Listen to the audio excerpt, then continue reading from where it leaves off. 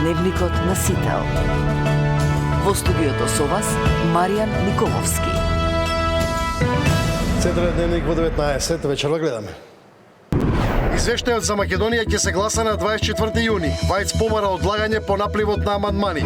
Дуј бара интерпелација за председателот на Уставниот суд. Уставен тврди таква можност Уставот не предвидува. Министерката за финансија очекува растот на економијата да продолжи. Проекцијата од 3,7% остварлива. Скопјани останаа без редовни автобуски линии. Повлечени 200 автобуси на приватните превозници. Причината финансии. Трамп ќе присуствува на самитот на НАТО во Хаг. Извештајот на Македонија и европската интеграција на државата останува ли Македонија заглавена на патот кон Брисел, политичка дипломатија и европска перспектива. Во тема на денот Ивица Боцевски. Добро вечер, останете овде, почнуваме веднаш.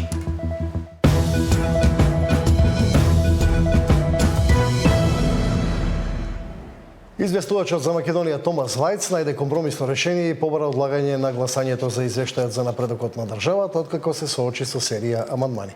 Ивана Соколовиќ најдова. Известувачот на Европскиот парламент за Македонија Томас Вајц го одложи гласањето за напредокот на земјата на состанокот на Комитетот за надворешни работи на парламентот. Иако на стартот на расправата побара гласањето да биде одлучено за 24 јуни, Вајц тврди дека цврсто стои позади содржината на извештајот. По обвинувањата на бугарските европратеници дека имал тајни средби со македонски представници во пресред на гласањето, Вајц им порача дека нема намера со извештајот да се решаваат билатералните прашања. I must say that I absolutely stand behind my report. All groups have been involved into the negotiations. All groups have participated in forming these compromises.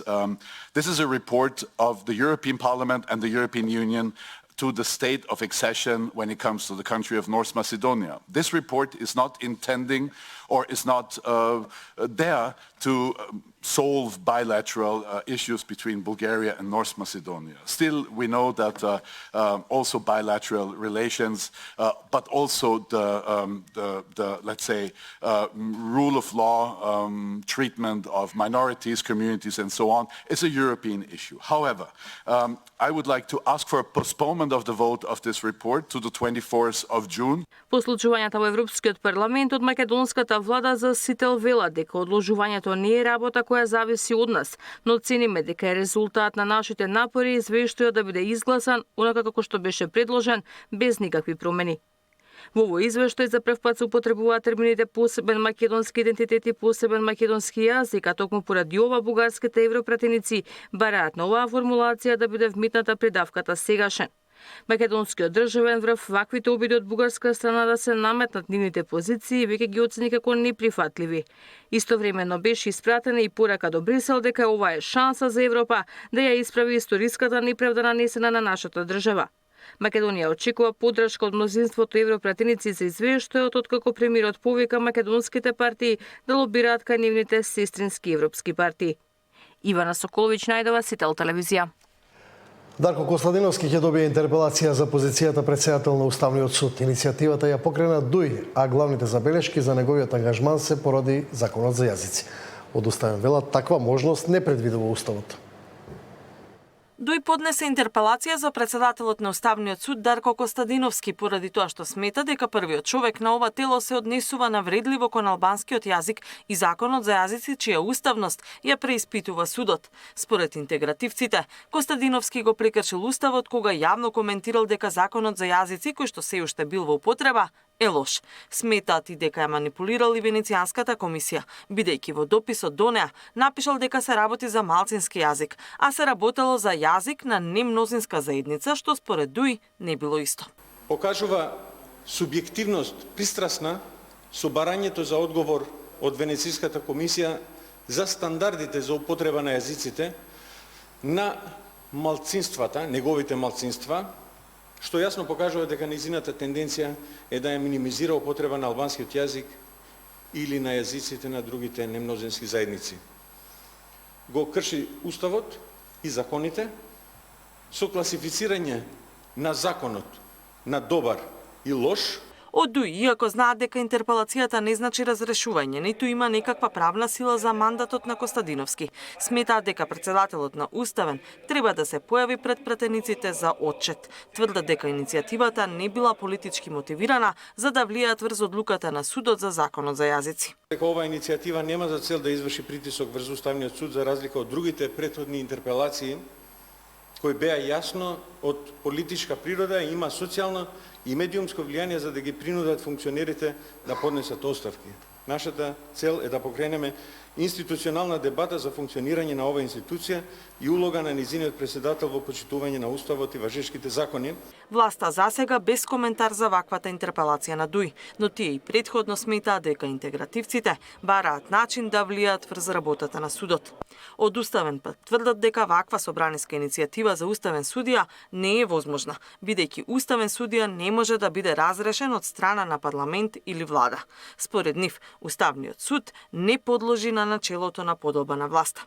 Уставот на Република Северна Македонија не предвидува никаква можност за разрешување на уставен судија ниту од страна на законодавната, ниту од извршната власт. Институтот интерпелација, предвиден во членот 72 од Уставот, во никој случај не се однесува и не може да се примени за уставните судии. Во спротивно, се губи смислата на Уставниот суд и се прави тешка повреда на Уставот од причина што на тој начин се прави упат во четвртата така наречена уставно-судска власт, во самостојноста и во независноста на Уставниот суд, коментираат од судот. Оттаму ги повикуваат сите останати државни органи да го почитуваат Уставот и да се придржуваат кон уставно утврдените надлежности. Уставниот суд лани отвори постапка за утврдување на уставноста на одредени одредби од Законот за употреба на јазиците. Постапката времено е одложена, бидејќи се чекаат одговори од Венецијанската комисија. ДУИ веднаш по покренувањето на постапката протестираше и се закануваше со радикализација, а судиите албанци не сакаат да учествуваат во подготвителната сесија. Катерина Лишкова, Сител телевизија. Една изборна единица не е тема за која засега владеачката коалиција Влен има став, ка сами вели дека тоа било комплексно прашање. Во минатото и ДУИ беше против менување на изборниот модел. Даниел Василев. Прашањето за една изборна единица е комплексно. Албанскиот коалициски партнер во владата Вреди се уште нема став за ова прашање. Новоградоначалникот на Тетово и еден од лидерите на коалицијата Билјал Касами вели дека откако тие ќе изградат став, ќе биде објавен јавно. Партии дел на Влен во минатото имале своји ставови, дали за една, дали за 3 или за 8 изборни единици, но на крај на денот треба да имаме предвид да секоја промена на изборниот законник и реорганизација на изборните единици треба да пазиме да нема етнички реперкусии. Затоа ние кога ќе изградиме заеднички став, тоа ќе го објасниме, и ќе дадеме и наше образложение зашто стоиме позади тој став.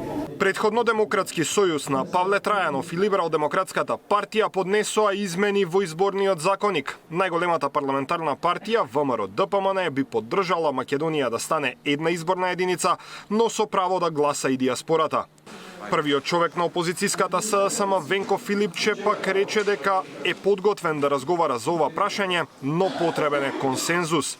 Доколку политичките партии се усогласат Македонија да стане една изборна единица, тоа би се имплементирало на следните парламентарни избори. Меѓутоа, оваа идеја не е нова. Во јавноста и во политичките кругови се провлекува речиси секогаш пред изборен циклус, но барем засега нема добиено простор ниту за суштинска дебата. Во моментов се гласа во пропорционален изборен модел со 6 изборни единици, од кои од секоја се избираат по 20 пратеници. Даниел Василев, Сител телевизија. Постојаната анкетна комисија за заштита на слободите и правата на граѓанинот не го прифати предлогот на Пасиев дневниот ред на денешната седница да биде дополнет со надзорна расправа за трагедијата во Кочани. Мнозинството го одби предлогот, бидејќи во тек на иницијатива за расправа за трагедијата во Комисијата за политички систем, а се чека да заврши истрагата и да биде објавен обвинителниот акт, па потоа да се расправа на темата во собранието. Нема што ние да се криеме. и да се извади буквално секој оној кој грешил пред лицето на правдата. Верувам дека покрај правната процедура ние сме должни да дадеме политичка квалификација на настаните, односно да видиме кој во изминативе години, не само од сегашната власт, туку и од минатата власт, го грешел, а го грешеле многу, има низ за системски пропусти, кои доведоа до 62 човечки жртви, значи тргнувајќи од Министерството за внатрешни работи, 5 луѓе се изземени од истрагата, нема да ги споменам по име. Нема потреба да правиме паралелизам во ова собрание или дуализам, веќе во текст се собираат списоци за да се покануваат гости, но исто така морам да нагласам, а и целата македонска јавност се надевам дека знае дека истрагата се уште не е завршена. Најавено е дека ќе биде завршена кон средината на овој месец, да почекаме да биде формиран тој обвинителен акт и после тоа секако дека никој нема против да се разгледува оваа тема и во собранието, таман работа да имаме против, ние бевме иницијатори да се разгледаат и претходните несреќи.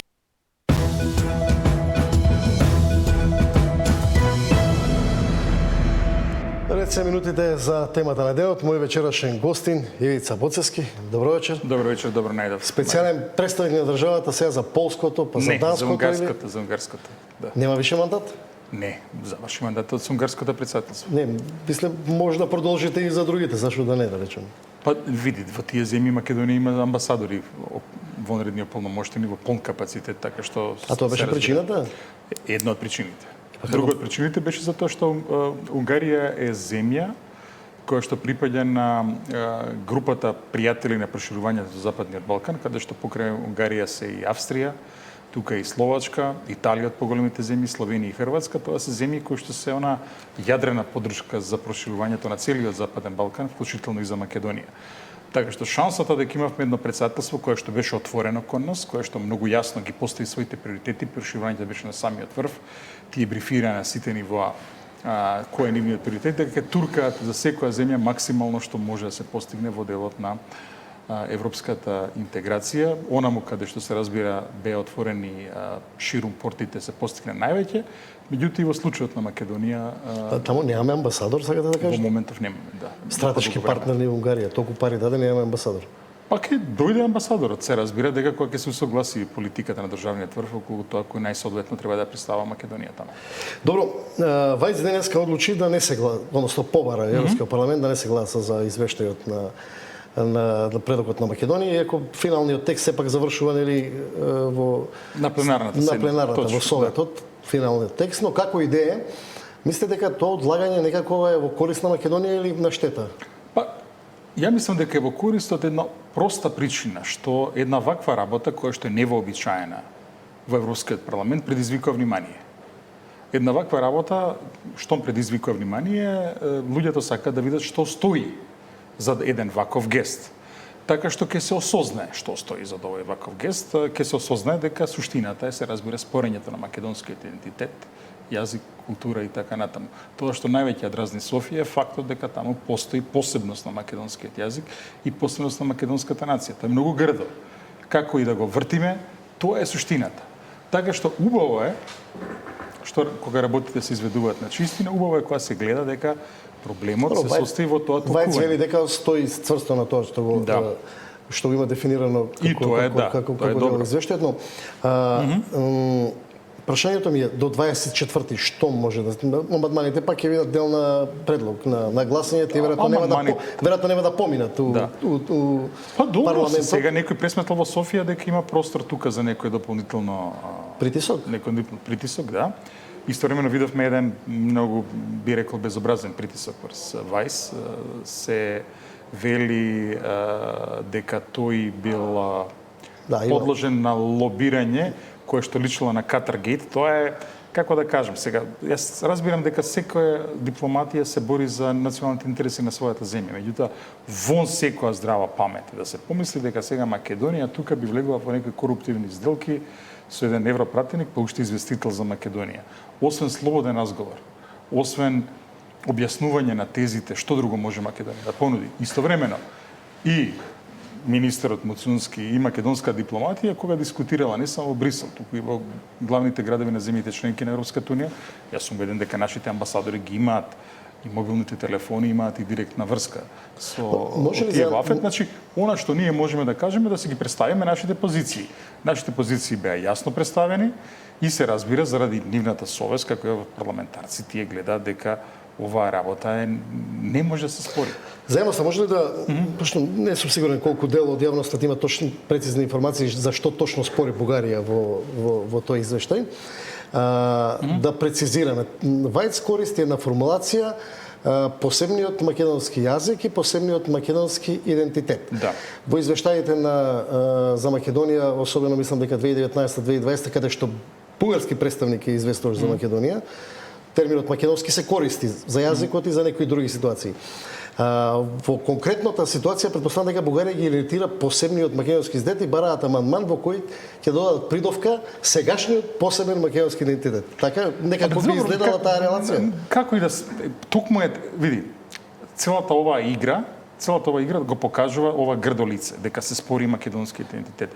Во услови, Маријан, кога во 2022 година на европско тло избувна нова војна, затоа што се спореше еден идентитет на еден народ, на украинскиот народ, сега го имаме истото кога станува збор за нашиот народ, за македонскиот народ.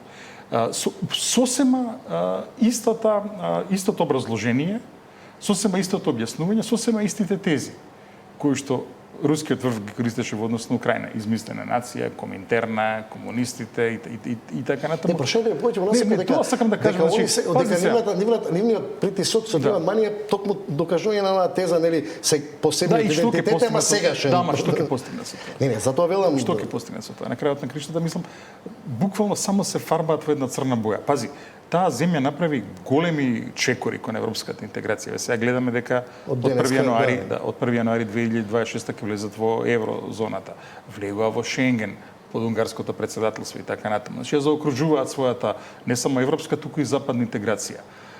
И сега наместо да го очекувате спротивното, значи во моментот кога вие се наоѓате пред една ваква, ајде да кажем, национална победа, вие тоа да го искористите во духот на европското обединување, на европската интеграција, вие се враќате во 19 вековен Балкан. Нема логика. Значи, ајде пак да се вратиме. Замисли што можеше Австрија да им прави на Словенија и на Хрватска. Имајќи предвид тие историските преплетувања меѓу Италија од една страна и Словенија и Хрватска од друга страна. Замисли Австрија или Германија што може да им прават и таму имаше комисии и тоа да се потсетиме. Да. Италија да речеме околу притисоците. Ама не, имаше комисија. И што? Прашањето ми е повеќе, пропушта ли Бугарија да во овие барем последните 10 години, мислам дека од негде 2013 почнува таа приказна со ветото. Тогаш се интензивира, претходно беше на понизок интензитет. Да, ама тогаш мислам дека Кристијан Вегинин ја форсира таа идеја за подршка на Грција во тоа вето кон евроинтеграцијата.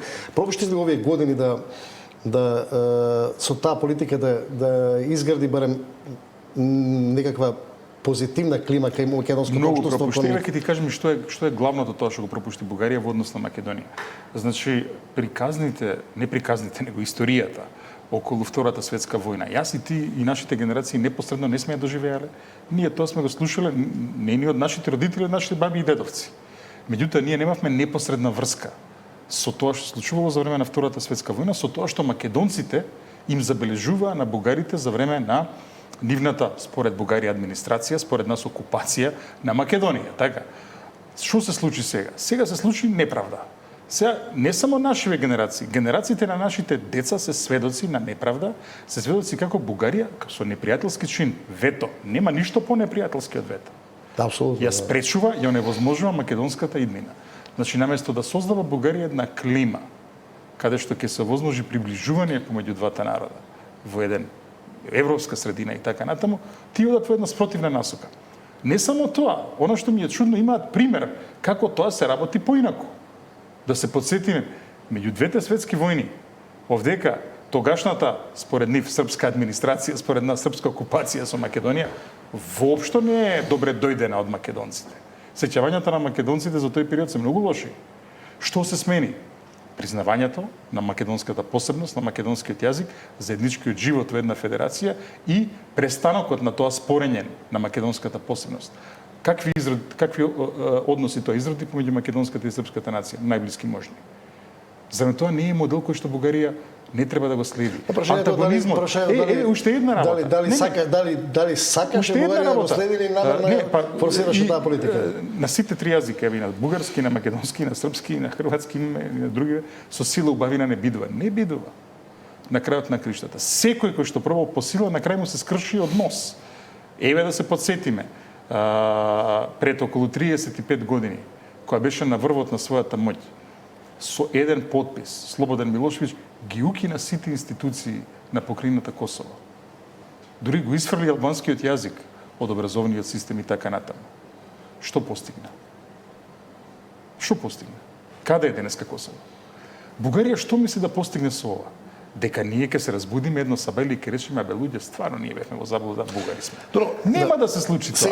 И сега, знаеш, што е проблемот? Проблемот е што во моментов се чувства таму една сила, се чувства еден национален подем, се чувства еден национализам и како и секој, знаеш, како да речем, насилник, наједноставно е да се покажува сила на некои постапи тука избрана Македонија. Реално гледано во моментов ситуацијата Бугарија кон Македонија, мислам дека прашањето е многу на ниско ниво, но не е на ниско ниво. Вчера имавме што се случи во собранието. Како е на ниско ниво? Не, Кога успеа да се соберат и да направат едногласно, види се, си бил ти собраниски новинар? Ајде дека се собере собранието, нека направи нашето собрание.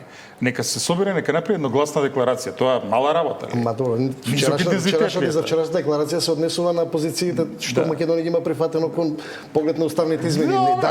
Далеко е од некои други декларации.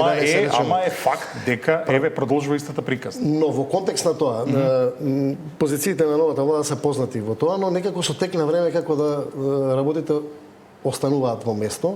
Прашањето ми повеќе, дали тоа немање можност да се разговара, дали тоа е немање иницијатива или пак едноставно е прашањето за евроинтеграциите ќе остане на подолг крок заглавено, да речеме. Ја не гледам дека ќе остане на подолг крок заглавено, затоа што ми се чини дека она што гледаме, нашата влада не дозволува прашање да влезе во замрзнувач, условно кажано. Гледаме дека степенот на средби со највисоките европски чинители, тука беше председателот Кошта, тука беше Калас, тука беше Урсула фон дер Лејен, слушаме дека сега ќе дојде на крат на месецот и еврокомесарката Кос, можеме да следиме географијата на патувањата на министрот Мацунски и така натаму. Гледаме дека не само што не е замрзнато ова прашање. Зборам, не достасуваат со Бугарија контакти на политичко ниво. Со Бугарија тие одбиваат контакт. Еве гледаме, нели, последното што беше на понудата за сретна Раде Веселјановска како заврши. Добро, тоа не е уште дефинирано. Ајде да видиме. Надежите за хак постојат. Ајде да видиме. Надежите за хак, ова кога зборуваш, малце лошо звучи. Не, зборам па не. Имајте предвид што значи хак во балкански контекст. Во контекст на пораките од Европската унија дека и изјавата на Мицкоски дека може да се случи. Па дај Боже да се случи. Секоја средба е позитивна. Трамп најави дека ќе оди во хак на НАТО. Секоја средба е позитивна. Не верам дека Трамп има на агенда да ги мири Македонија и Бугарија. Мислам тоа не очекувам, меѓутоа секако не. Овака, меѓутоа да се разбереме на крајот на криштата, мислам дека на македонците и на бугарите па и не им треба посредник за да се разберат. И тоа е трагедијата. Трагедијата е што ако имате и нејата другата страна, тогаш имаме проблем. Инајдот е двосмислен. Па не е двонасочен, види, не е двонасочен. Затоа што види, од таа страна се мисли дека од таа страна се, знаеш, не третираат малце инфантилно, како детенце од 3 години. И сега, замисли се, на детенце од 3 години се собира целото семејство да му каже дека не постои Дедо Мраз, зашто тоа е голем шок нели за тоа детенце. Така и тие мислат дека нели ако ни кажат дека македонци не постојат, дека тоа било измислица на Тито, дека јазикот не ни постои и ние како детенце уште свестува дека немало Дедо Мраз, ќе се свестиме дека ние сме бугари, дека ја зборуваме бугарски. Мислам дека последните години политиката не е баш до тој степен, но идејата за негирање на идентитетот не е спорна. Прашањето ми е повеќе. Мислам, го забележувам и во твојот труд тоа е, ти се трудиш и тоа е добро за поздравување. Диалогот да продолжи на ниво на интелектуалци, на ниво на новинари и така натаму. Диалогот е суштина на разговор. Гледаме дека таму се одбива диалог. Значи, штом се дојде до ова прашање, одеднашка гад. Ако не може двете сличарски партии кои што моментално се на власт да имаат диалог, Кој може да има диалог? Па и левичарските имаа проблем за диалог, сега да се Не, разбереме. апсолутно, ама левичарските Посебно да не збориме се БСП каде беше. Ама би требало левичарските да имаат поголем проблем затоа што БСП има многу, не речем, проруски позиции во поглед на македонското прашање. И не само тоа, туку историјата Тодор Живков, Цола Радојчева и така натаму, па и историјата на СДСМ и на претходниците на СДСМ тука не е баш најсветла, ако можеме да кажеме, во однос на односите со Бугарија. Но пази, ја мислам дека не претирувам кога кажувам дека македонско-бугарските односи за жал се наоѓаат на најниско ниво по формирањето на Македонија. Можеби историски. Да, историски, да, точно. Односите меѓу двете држави, така ќе оставиме. Односите меѓу двата народи виделе и други епизоди, меѓутоа односите помеѓу двете држави, Македонија и Бугарија, се наоѓаат убедливо на најниско историско ниво. Ивица Бочевски, како аналитичар, политичар, од близок до актуелната влада, да речеме, повеќе би го избрал... Како го миришува? Па, добро. Во контекст на тоа и бевте нели дел и од поддржувачите на претседателката Гордана Силјановска Давкова како иницијатива за избор. Повише би го избрал од Будимпешта или Софија за едно амбасадорско место? Па за амбасадорските ако ви места, понудат зборам сега. Не, за амбасадорските места во Македонија се знае кој коментира, тоа е министерот за надворешни работи, премиерот и претседателката, така што тие се тие кои што определуваат кои се амбасадори на Република Македонија, каде се амбасадори и во која улога. Абе биле подобар амбасадор во Софија или во Унгарија? Јас мислам дека бугарското општество не е подготвено за еден отворен диалог. Не е подготвено за, меѓу другото, да покани општественици од Македонија. Не зборам за амбасадори или за било што, општественици. Зборуваме за луѓе, ние кои што дебатираме во Македонија, да отидеме да дебатираме во Бугарија. И тие да додат овдека да дебатираат. Мислам дека тие не се подготвени за тоа. И тоа е еден пресериозен проблем. Значи, од оваа страна од оваа страна вратата е отворена. Од оваа страна никој од нас не одбива диалог, значи кога станува збор за врвните бугарски интелектуалци, тука не често гостувале, да речеме, и луѓе како Иван Крстев, понатаму често го гледаме тука поранишниот претседател на Бугарија Петар Стојанов, нели првиот од некомунистичкиот лагер и така натаму, значи исто така Соломон Паси, Гергана Паси се радо видени гости во Македонија и други кои што се наоѓаат од нивната општествена од нивната јавност и така натаму. Меѓутоа нас не нема таму. Тие едноставно не сакаат да се соочат со ова. Не сакаат да се соочат со фактот дека ние размислуваме поинаку, затоа што кога бугарската публика ќе види дека ние сосема самоуверено ги браниме нашите тези, дека ние имаме содржина во тоа што кажуваме, имаме ставови за тоа што кажуваме, имаме подлога за тоа што кажуваме, можеби работите ќе тргнат поинаку. Меѓутоа гледаме дека има една тотална медиумска блокада таму. Не само тоа, тука ја гледаме и дописниците на бугарските куќи во Македонија кои што се овде како да имаат една миопија, како да не сакаат да гледаат што се случува во целото општество, туку бираат некои маргинални тези кои што треба да ги потврдат бугарските позиции. Тоа не е во ред. Така што еве ќе кажам, ова што го кажам, па би можел да биде далеку подобар. Би можел да биде далеку подобар. Да се разбереме, значи може да ги пренесува оние информации што се релевантни и еве да се вратам на твоето прашање. Значи она што би сакал да речеме, во што мислам дека би сакал да се вложам, не само јас, туку еден круг на луѓе кои што дискутираме на оваа тема, е да поидеме таму и да влеземе во еден директен диалог и пред бугарската јавност, не само во затворени конференцски кругови. Тоа би била една убава идеја. Мислам дека тие не се подготвени за тоа. Например, вие како амбасадор, ние како новинари, но има време на таа тема. Не, зборуваме, значи, овие ставови што ги дискутирам сега со тебе, јас би сакал да ги дискутирам, да речеме, во еден од најгледаните ТВ дневници на Бугарија. Зборуваме јазици што се горе блиски, ќе се разбереме, така што и тие ќе ги разберат моите тези. Тоа да. Меѓутоа, за жал, од таа страна имаме една вид на ментална блокада. Берлинскиот зид, железната завеса беше на Деве Бајр. Бугарија беше од другата, од лошата страна на железната завеса. Железната завеса физички не постои, за жал се уште постои ментално во главите на многумина во Бугарија и редно време е да падне. Благодарам мој вечерашен гостин Ивица Бочевски. Дали последниот извештај на Европската комисија за Македонија ја вади на површина суштината на бугарската блокада на македонските евроинтеграции? Победа или пораз за македонската дипломатија? Анализа во вестите во 21.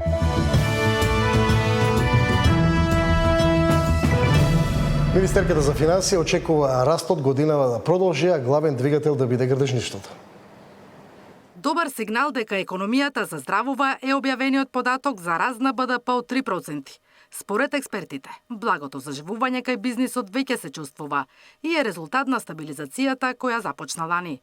Зголемената лична потрошувачка, која учествува со 70% во структурата на БДП, се должи на растот на платите и пензиите. Повисоките приходи ги терат граѓаните повеќе да трошат, но на тој начин ја подгреваат инфлацијата.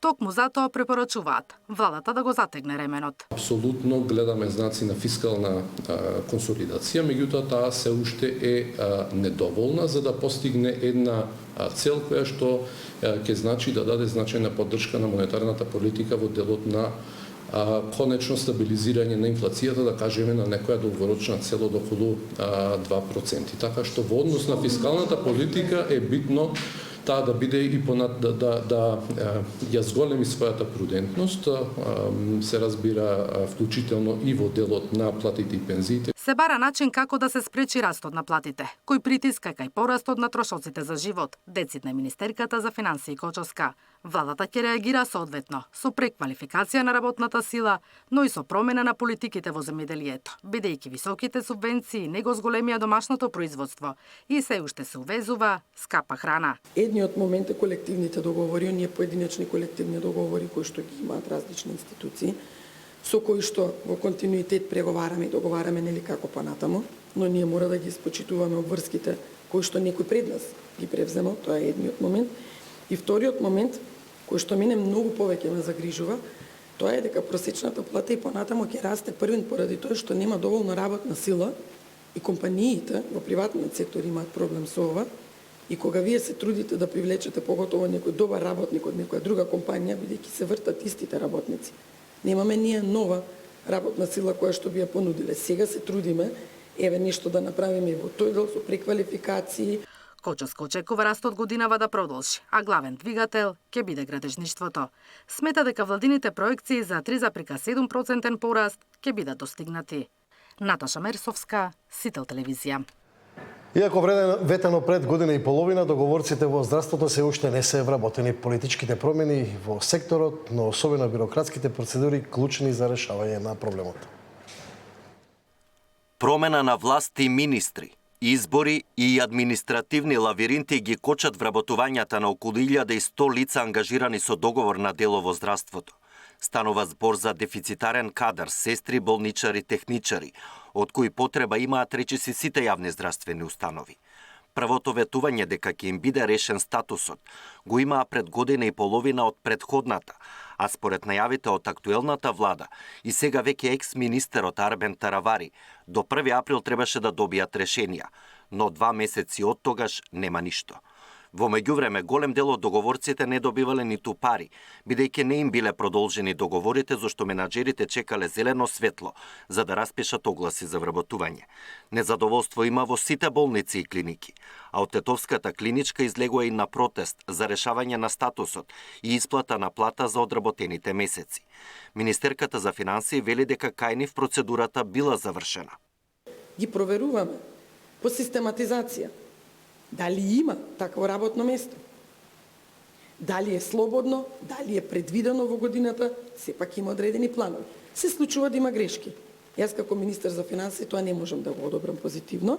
Чекаме корекции, некогаш прават промени во систематизација и се поминува подолго време. Во конкретниот случај со Тетовската болница одговорено е на време и одговорено е позитивно пред тие да почнат да кажеме да реагираат.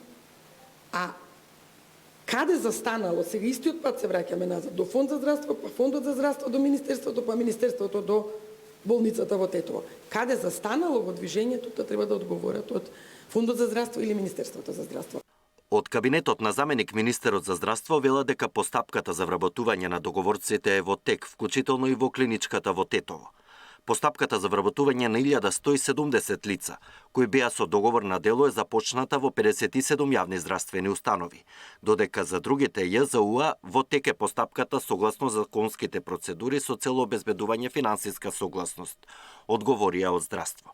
Но останува неизвестно кога ангажираните со договор на дело ќе добијат решенија, бидејќи во октомври има локални избори, а неколку месеци претходно, согласно законот, не се дозволени нови вработувања. Александар Динев, Сител телевизија. Скопјани на високите температури останаа без приватни превозници, над 200 автобуси се повлечени во гаражите и нема да возат поради, како што велат, долг од 2,5 милиони евра. Скопје повторно остана без приватни превозници. Над 200 автобуси се исклучени од сообраќај, поради, како што велат, долг од речиси 2,5 милиони евра. Еден од директорите, Јовица Зафировски, вели дека градот Скопје минатата недела префрлил околу 650.000 евра на сметката на ЈСП, но од предпријатието не им ги даваат на превозниците. Не ги исплаќа, директорот вели дека не може да ги исплати затоа што нема добиено верификувани извештаи од градот Скопје. Се додека не ги добија тие верификувани извештаи, нема да не ги уплати средствата. ОКЦ, тоа е диспечерскиот центар на ЈСП, го изготвува месечниот извештај и го доставува на проверка на втора контрола во мониторинг. Во меѓувреме, паралелно и двата центри го контролираат, меѓутоа мониторинг го верификува. Откога ќе го верификува мониторинг, го враќа до ЈСП, ЈСП ни го доставува на нас за да можеме ние да доставиме фактура за наплата на средствата. Зафировски им се извини на граѓаните кои се приморани да чекаат подолго на постојките и рече дека превозниците не се виновни што не возат бидејќи веќе немаат пари за нафта, тековно сервисирање ниту можат да поделат плати на возачите. Сепак остануваат оптимисти дека наскоро проблемот ќе биде надминат и повторно ќе може да се вратат на скопските улици. Следниот месец ќе има летни олимписки игри младински олимписки игри во градот Скопје. Значи ќе имаме многу странци во градот Скопје кои што ќе имаат потреба и од превоз. Јас се надевам дека нема да дојде до тоа, ќе смогнат сили, значи градските власти и пред се во моментов ЈСП за да не ги уплати средствата. Сител се обиде да добие став од ЈСП и од градот Скопје, но оттаму не одговорија на нашите прашања. Во изминатите 3 години приватните превозници често се повлекуваат поради неисплатени средства, а ЈСП не може само да ги обслужи сите линии, затоа што нема доволен број автобуси. Мартин Арсов, Сител телевизија. Преспа разбуди се кампања за чистење на дивите депонии во овој регион и нормализирање на состојбата со животната средина. Со пари од Европската унија, локалната самоуправа и граѓанските здруженија ќе го враќаат сјајот на Преспа. Таму беше Габриела Лескова. Преспа разбуди се започнува најмасовната кампања за подобрување на состојбата за чиста животна средина во овој регион. Целта е да се поттикне да се сменат навиките на локалното население во однос на управувањето со отпадот.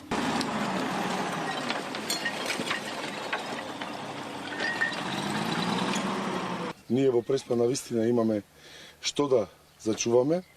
Ова е најубавиот крај во Македонија според нас.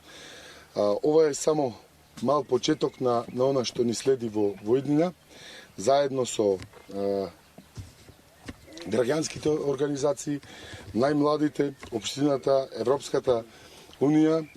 Продолжуваме на веќе 30 на нотирани вакви локации, каде што ќе продолжиме со чистење. Оделот на ЕУ за Преспа со добивањето на нови возила во јавното комунално претпријатие планираме покривање на територијата на целокупната територија на Преспа и онаму на најмалите места каде што досега не се подигал отпад да почне да се подига.